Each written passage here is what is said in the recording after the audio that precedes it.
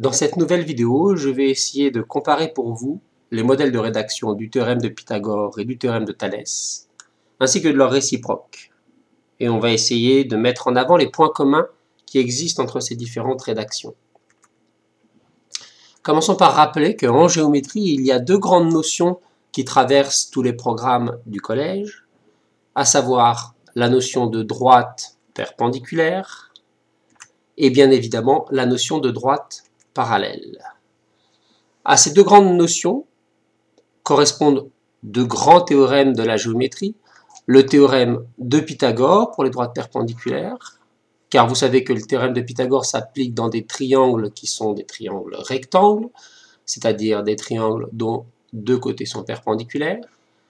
Et pour les droites parallèles, le grand théorème qui est associé, c'est le théorème de Thalès, puisque une configuration de Thalès, c'est une configuration où on a des triangles emboîtés pour lesquels les côtés sont parallèles. Alors dans ce qui va suivre, je vais faire figurer en vert ce qu'on appelle les hypothèses, c'est-à-dire les données du problème, ce que l'on sait dès le départ, et en rouge, la conclusion, autrement dit ce que l'on cherche, ce que l'on peut trouver.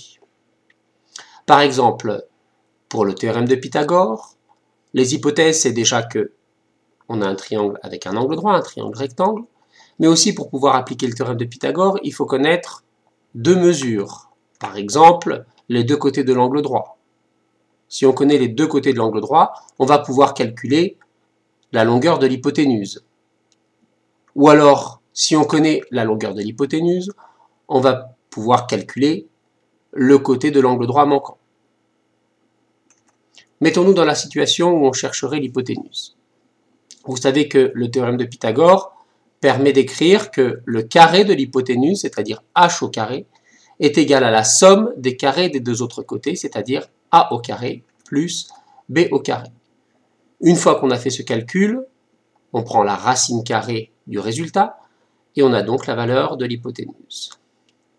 Si c'était un des deux côtés de l'angle droit qu'on cherche, on écrirait que b au carré est égal à h au carré. Attention, dans ce cas-là, on fait une soustraction, h au carré moins a au carré. Une fois ce calcul effectué, on prend la racine carrée et on trouve la mesure de b. Ça, c'est pour le théorème de Pythagore. Pour le théorème de Thalès, quelles sont les hypothèses? Eh bien déjà, l'hypothèse principale, c'est que on a deux droites parallèles. Mais il faut aussi connaître un certain nombre de mesures.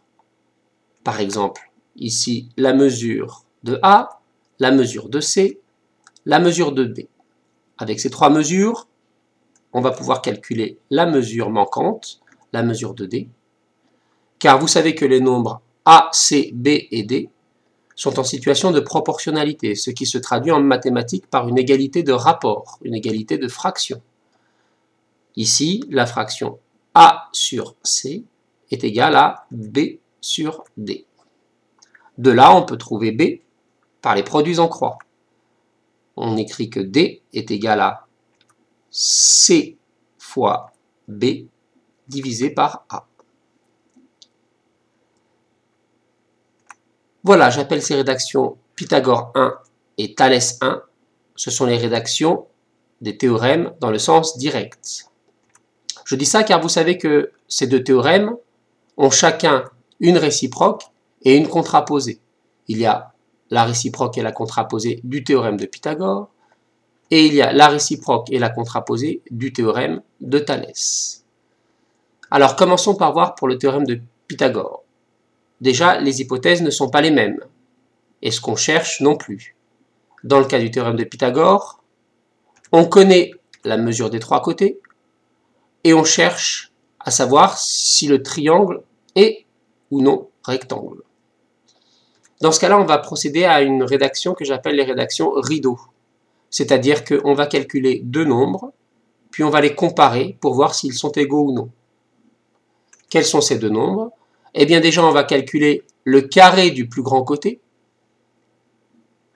On ne sait pas encore si c'est l'hypoténuse ou pas, car on ne sait pas si le triangle est rectangle. Donc le carré du plus grand côté, ça donne un premier résultat. Puis on calcule la somme des carrés des deux plus petits côtés, ce qui donne un autre résultat. On compare ces résultats. Si ces résultats sont égaux, alors on peut en conclure que d'après la réciproque du théorème de Pythagore, le triangle est bien rectangle. Ça, c'est pour la réciproque. Si les deux résultats n'étaient pas égaux, alors on peut conclure que d'après la contraposée du théorème de Pythagore, le triangle n'est pas rectangle. Voilà pour la contraposée et la réciproque du théorème de Pythagore. Passons maintenant au théorème de Thalès. Alors, dans ce cas-là, là aussi, les hypothèses vont changer. Ce qu'on va chercher à savoir, c'est si les droites sont parallèles ou non. Alors, dans ce cas-là, on va connaître les quatre nombres A, C, B et D. Et on veut conclure, pour savoir si les droites que vous voyez ici en rouge sont parallèles ou ne sont pas parallèles. C'est encore une rédaction rideau, c'est-à-dire qu'on va calculer deux choses pour les comparer. On calcule séparément ces deux choses.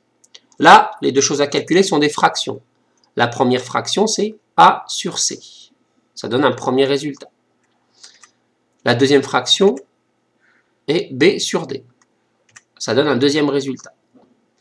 Alors, faites attention parce que pour comparer des fractions, il ne faut pas passer par des valeurs approchées. Donc, bien souvent, il va falloir réduire un même dénominateur, ces deux fractions, pour pouvoir les comparer. Toujours est-il que si nos deux fractions sont égales, à ce moment, on peut conclure que d'après la réciproque du théorème de Thalès, cette fois-ci, les droites sont parallèles. Si nos deux fractions ne sont pas égales, on en conclut avec la contraposée du théorème de Thalès que les droites ne sont pas parallèles. Voilà pour la contraposée et la réciproque du théorème de Thalès.